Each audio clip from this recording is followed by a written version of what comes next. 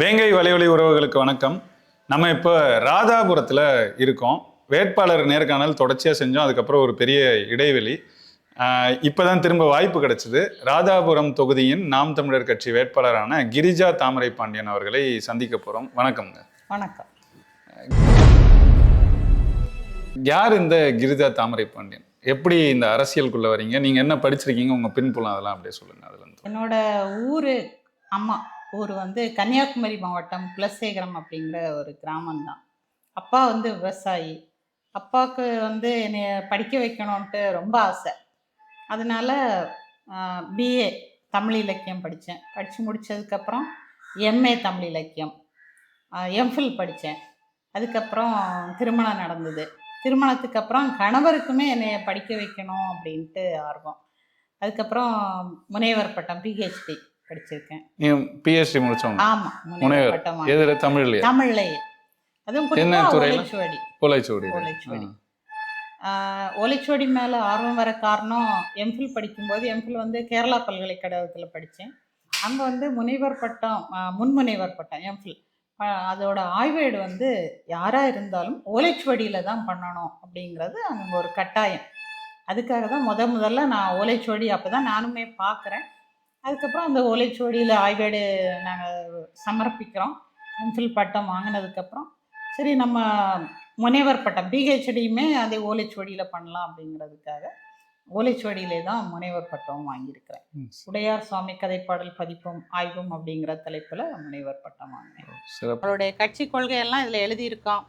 கொஞ்சம் படித்து பாருங்கள். அடுத்த தலைமுறை பிள்ளைகள் இந்த மண்ணில் நிம்மதியாக வாழணுன்னா நீங்கள் வந்து எங்கள் கட்சிக்கு ஆதரவு கொடுங்க. சரியா அண்ணா? மறக்காதீங்க, விவசாயி சின்னம். அதுவும் ஏற்கலப்பே இந்திய விவசாயி, பழைய கரும்பு விவசாயி இல்லை.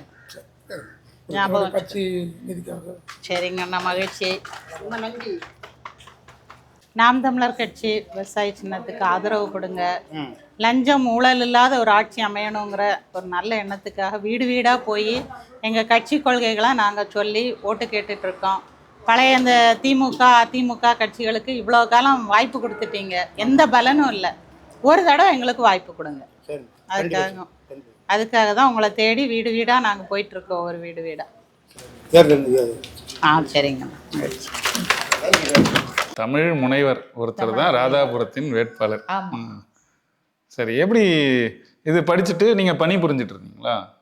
நான் ஒரு வருஷம் வந்து நம்முடைய அடையார் பக்கத்தில் இருக்கிற டாக்டர் எம்ஜிஆர் ஜானகி மகளிர் கலை அறிவியல் கல்லூரியில் ஒரு வருட காலம் தமிழ் உதவி பேராசிரியராக வேலை பார்த்தேன். சிறப்பு. அதுக்கப்புறம் அந்த கொரோனா காலகட்டம் வந்துச்சுது, ஊருக்கு வந்துட்டோம். இங்கே கணவருடைய ஊர்லேயே இருக்கீங்க. மகிழ்ச்சி.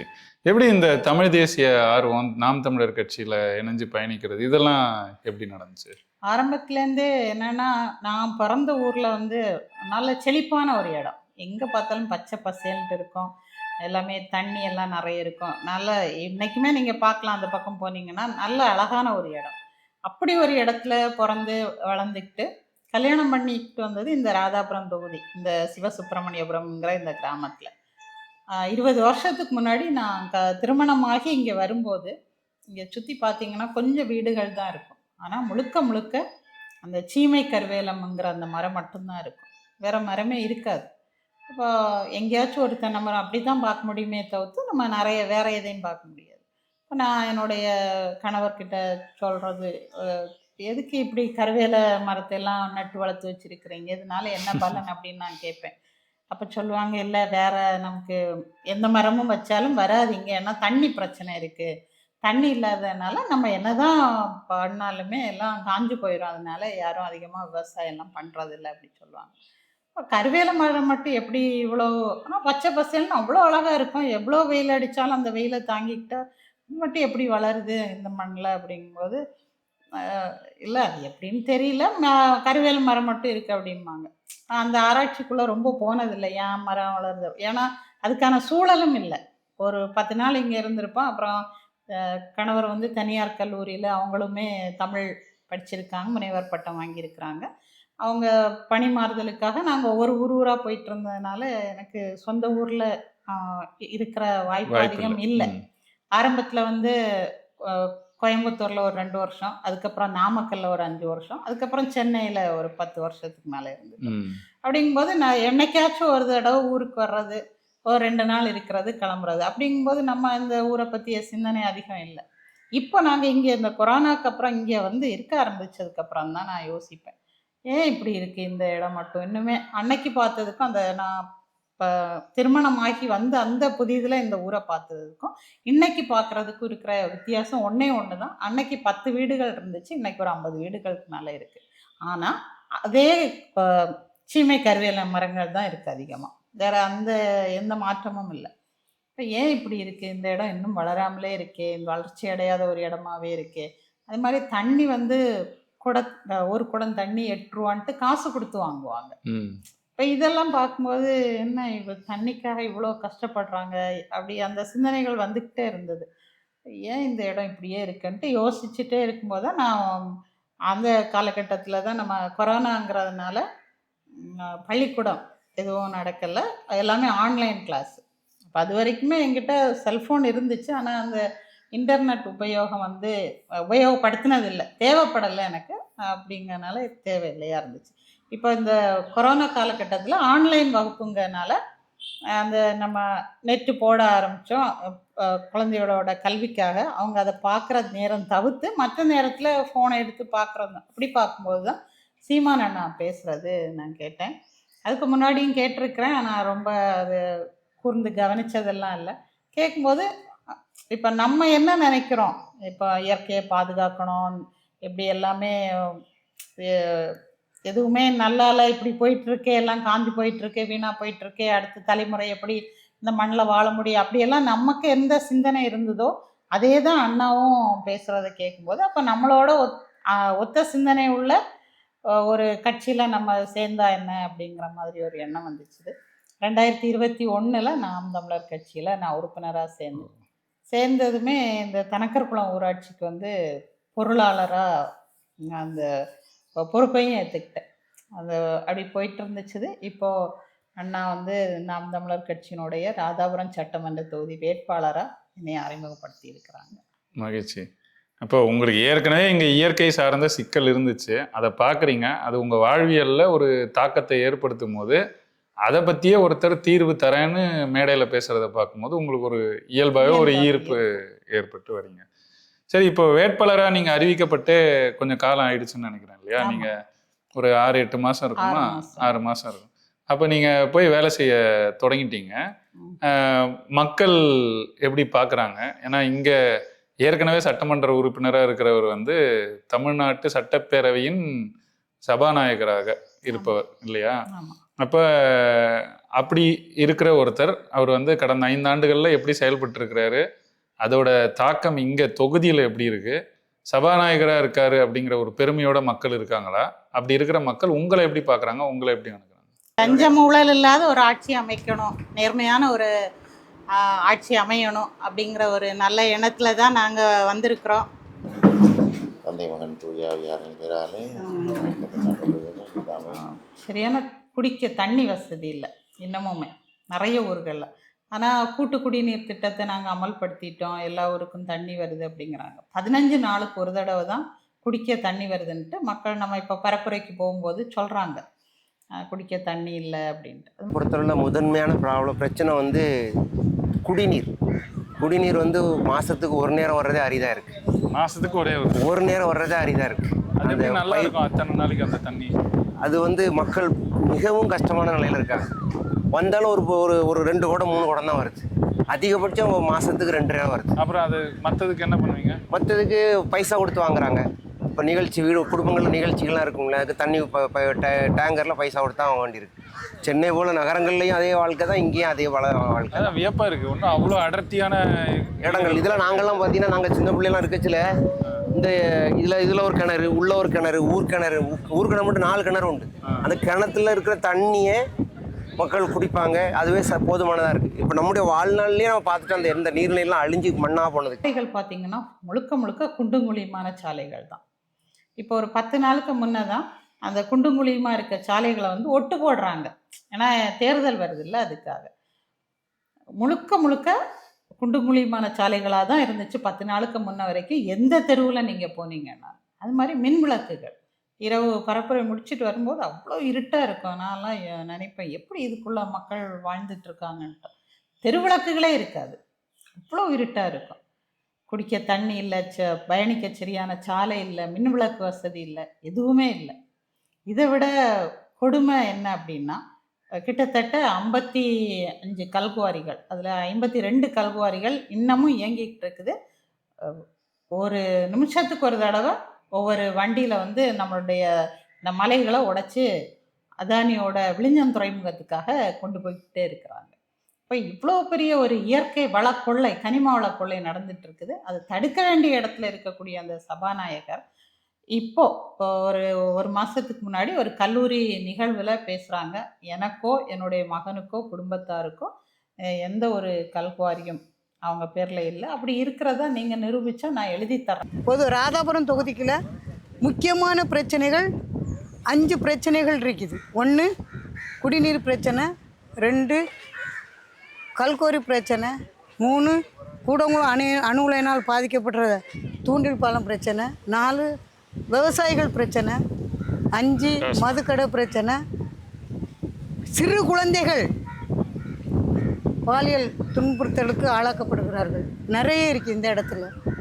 அதனால் இவ்வளோ பிரச்சனையையும் முடிக்க எங்களுடைய இவ்வளோ பிரச்சனையையும் தீர்த்துக்கிட்ட வேணாக்கி, இந்த பிரச்சனையே இல்லாத ராதாபுரம் தொகுதியை ஆக்கணுனாக்கி நாங்கள் விவசாய சின்னத்துக்கு ஓட்டு போட்டால் நல்லா இருக்கும் அப்படிங்கிறதுக்காக நாங்கள் அண்ணன் செந்தமிழன் சீமான் கை கொடுக்கணும் அப்படிங்கிறாங்க. நாம் அவங்கக்கிட்ட கேட்குறது உங்கள் பேரில் கல்குவாரி இருக்கா, எங்கள் பேருக்கு எழுதித்தாங்கன்னு கேட்கல. நீங்கள் வந்து அந்த கல்குவாரியை வந்து தடுக்கிற இடத்துல இருக்கிறீங்க. இத்தனை கல்குவாரிகள் இருக்குது. கொஞ்ச நாளுக்கு முன்னாடி கூட ஒரு தனியார் தொலைக்காட்சியில் ஒளிபரப்பு பண்ணாங்க.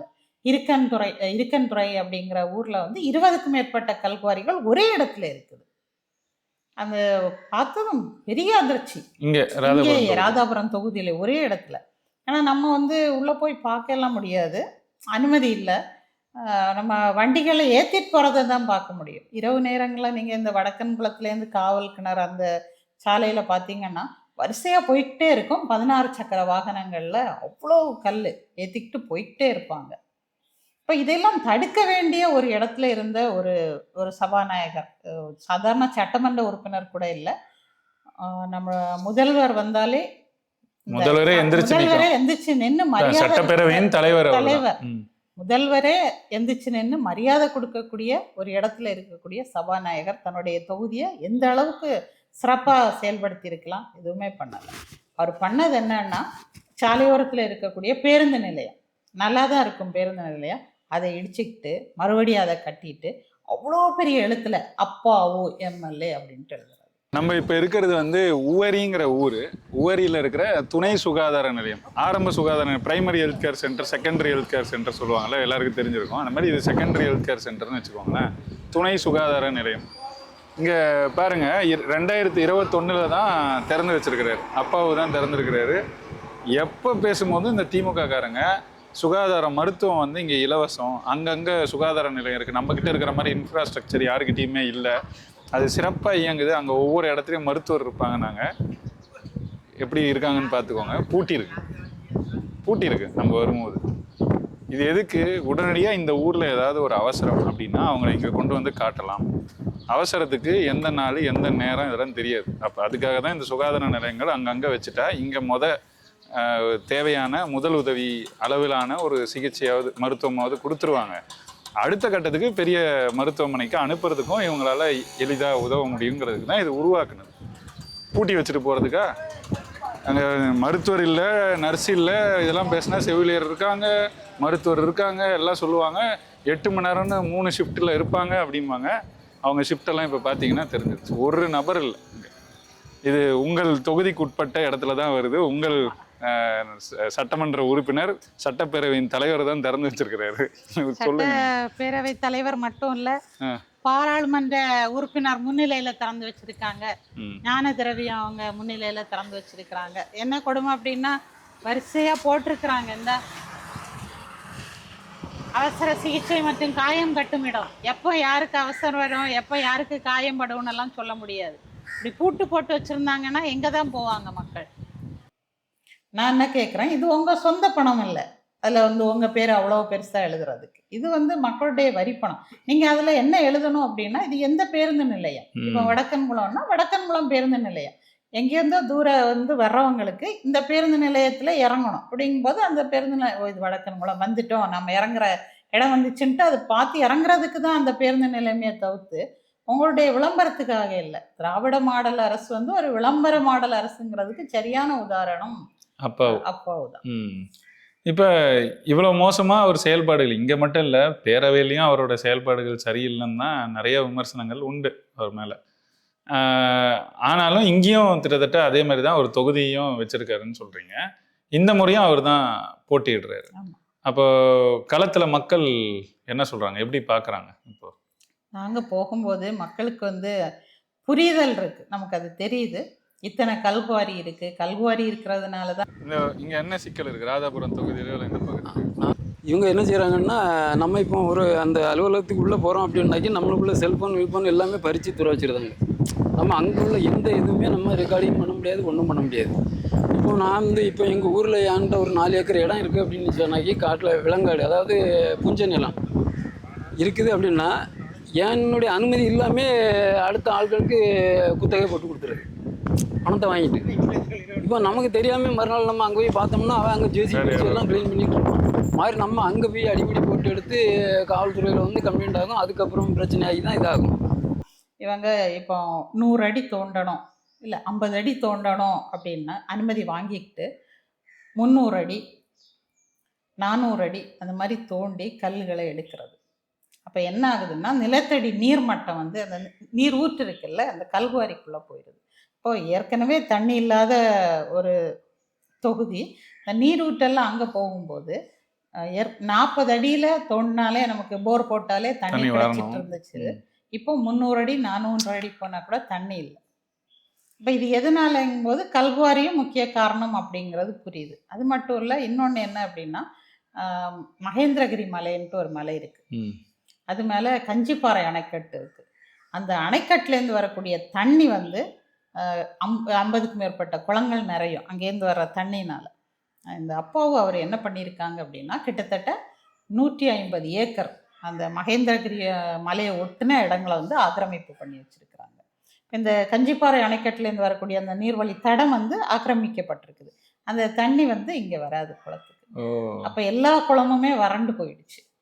விவசாயம்தான் நாட்டினுடைய முதுகெலும்பு, ஆனால் இங்கே வந்து அந்த முதுகெலும்பையே உடைச்சிட்டாங்க. மக்களோ இல்லை மக்கள் விரோதிகளோ இந்த ஆக்கிரமித்தா கூட நம்மளால புரிந்து கொள்ள முடியும். ஆமா, ஆனா மக்களை காக்க வேண்டிய இருக்கக்கூடிய அதிகாரம் வாய்ந்த ஒருத்தர் வந்து இதை பண்றது வந்து மிகப்பெரிய மன்னிக்க முடியாத ஒரு குற்றம். இப்ப நம்ம களத்துக்கு வந்திருக்கோம் ராதாபுரம் வேட்பாளரோட. நம்ம ஏற்கனவே அவங்களோட அறிமுகம் இதெல்லாம் பேசியிருந்தோம் இல்லையா? இப்ப களத்துல என்ன நடக்குது இங்க பரப்புரையிலன்னு கேட்க வந்திருக்கோம். இந்த இடம் பேர் என்னங்க? கூட்டப்பனை. கூட்டப்பனையில ஒரு சர்ச் வாசல்ல நிக்கிறோம். இங்கே வந்து ஒரு ஃபாதரை சந்திக்க வந்திருக்கோம் இல்லையா? இங்கே பரப்புரை செய்துக்கிட்டே இருக்காங்க. இப்போ களத்தில் இந்த மாதிரி இங்கே வந்து நிறைய இந்த மீனவ கிராமங்கள் இதெல்லாம் இருக்குது, கிராமமாக போகிறீங்க. அந்த மக்கள்லாம் எப்படி என்ன சொல்கிறாங்க, அவங்களோட கருத்து என்னவா இருக்குது? இப்போ மீனவ மக்களை பொறுத்த வரைக்கும் அவங்களுக்கு இருக்க பிரச்சனை என்னென்னா, இந்த மீன் பிடிக்கிற காலகட்டத்தில் வந்து நிறைய மீன் கிடைக்குது இந்த குறிப்பிட்ட காலகட்டத்தில். அந்த நேரத்தில் அவங்களுக்கு சரியான விலை கிடைக்கிறது இல்லை. இதே நம்ம ஒரு குளிர்பதன கிடங்கு ஏதாச்சும் நமக்கு இந்த தொகுதிக்குள்ளே இருந்துச்சு அப்படின்னா, மீன் கிடைக்காத காலகட்டத்தில் வந்து அதை வந்து அவங்களுக்கு அதிகமான விலைக்கு விற்கிறதுக்கு முடியும். அதனால் அவங்களுக்கு லாபமும் கிடைக்கும். இது மீன் கிடைக்கிற நேரத்தில் வந்து விலை கம்மியாகுது, கிடைக்காத காலத்தில் வந்து அவங்களோட வாழ்வாதாரம் பாதிக்கப்படுது. இன்னொரு பிரச்சனை என்னென்னா, தூண்டில் வளைவு பிரச்சனை. அந்த கூடங்குளம் அணுமின் நிலையம் கட்டினதுக்கப்புறம் அந்த கடல் அலை வந்து அதிகமாக தாக்கிடக்கூடாது அந்த அணுவிலைங்கிறதுக்காக என்ன பண்ணிட்டாங்கன்னா, அந்த கடற்கரை ஓரத்தில் வந்து ஃபுல்லாக கல்லை கொண்டு வந்து அந்த தூண்டில் வளைவு பாலம் அமைக்கிறாங்க. அப்போ ஒரு பகுதியில் வந்து அந்த அலை வந்து அடித்து மேலே போக முடியல. அப்போ என்ன ஆகுது அப்படின்னா, இந்த தூண்டில் வளைவு இல்லாத இடத்துல இந்த கல் போட்டிருக்காங்கல்ல, அது இல்லாத இடத்துல வந்து வேகம் அதிகமாக கடல் அலை வேகமாகுது. அங்கே இருக்கக்கூடிய மீனவ கிராமங்கள் பாதிக்கப்படுது. அந்த மக்களால் வந்து மீன்பிடிக்க போக முடியல. சமீபத்தில் கூட நம்ம தொகுதியில் தோமையார்புரம் அப்படிங்கிற கடற்கரை கிராமத்தில் வந்து உண்ணாவிரத போராட்டம் இருந்தாங்க. தூண்டில் வளைவு அமைச்சு தர கேட்டு அது சிக்கலுக்காகவே. சிக்கலுக்காக ஒரு இடத்துல அந்த அலையை வந்து குறைக்கணும்னு நினைச்சா இன்னொரு இடத்துல அது இன்னும் சீற்றம் கொள்ளும். ஆமாம், அதிகமான வேகத்தில் போய் அந்த அலை வந்து தாக்குது. அந்த கடல் அரிப்பு அதிகமாக ஏற்படுது. அப்போ இவங்களால அந்த போட்டை கொண்டு கடலுக்குள்ளே போக முடியுது. அவங்களோட வாழ்வாதாரம் பாதிக்குது. அதுக்காக தான் உண்ணாவிரத போராட்டம் நடத்தினாங்க. தூண்டில் வளைவு அமைத்து தருவோன்ட்டு நம்மளுடைய அப்பாவோ அவர்கள் நேரில் வந்து உறுதியளித்தாங்க. அதை நம்பி இவங்க அந்த உண்ணாவிரதத்தையும் கைவிட்டாங்க. ஆனால் இது வரைக்கும் எந்த ஒண்ணும் வேலையும் நடக்கலை. இப்படி ஆக்கிரமிப்பு பண்ணி வச்சிருக்கனால இந்த குளங்கள் எதுவுமே நிறைய மாட்டேங்குது. இப்போ விவசாயம் பாதிக்கப்படுது. மக்கள் வந்து தண்ணிக்காக ரொம்ப சிரமப்படுகிற மாதிரி இருக்குது. இதை தவிர லஞ்சம், எந்த ஒரு அலுவலகம், அரசாங்க அலுவலகங்களில் போய் நம்ம ஒரு சான்றிதழ் வாங்கணும்னாலும் லஞ்சம் கொடுக்க வேண்டிய ஒரு இது இருக்குது. இந்த பட்டா சிட்டா இதுக்கெல்லாம் நிறையவே லஞ்சம் கொடுக்க வேண்டிய ஒரு சூழல் இருக்குது. இந்த மாதிரியான நிறைய சிக்கல்கள் இருக்குது. மக்களுக்கு புரிதல் இருக்குது, முன்னே மாதிரி இல்லை, நிறைய தெரியுது அவங்களுக்கு. இருந்தாலும் என்ன அப்படின்னா இந்த இலவசங்கள் 1000 2000 அப்படின்ட்டு எல்லாம் கொடுத்து மக்களை ஏமாற்றி வச்சிருக்காங்கங்கிறது தான் உண்மை. பாருங்க, இதெல்லாம் பார்க்கும்போது இன்னொன்று பார்த்தேன். இது எப்படி நான் சொல்லாமல் கடந்து போக முடியும்? முழுக்க ஆங்கிலத்தில் எழுதின ஒரு அறிவிப்பு இங்கே ஒட்டியிருக்கிறாங்க. Fight against iodine deficiency disorders. Deficiency of iodine leads to delayed milestones of development and subnormal intelligence in children, goitre in adults. காய்டர்னா என்னன்னு தெரியும்? உனக்கு தெரியுமா தம்பி? யாருக்குமே தெரிலங்க. அப்போ இது யாருக்கு எழுதுனாங்க? யாருக்கு புரியணும்னு எழுதுனாங்க? அப்போ எதுக்கு எழுதுகிறோம்? எந்த நாட்டில் எழுதுகிறோம்? இதுனா இங்கிலாண்டில் அறிவிப்பு, தமிழ்நாட்டில் தானே. அப்போ தமிழில் எழுதியிருக்கணும்ல. இந்த அடிப்படை கூட இல்லாதது தான் இந்த அரசு.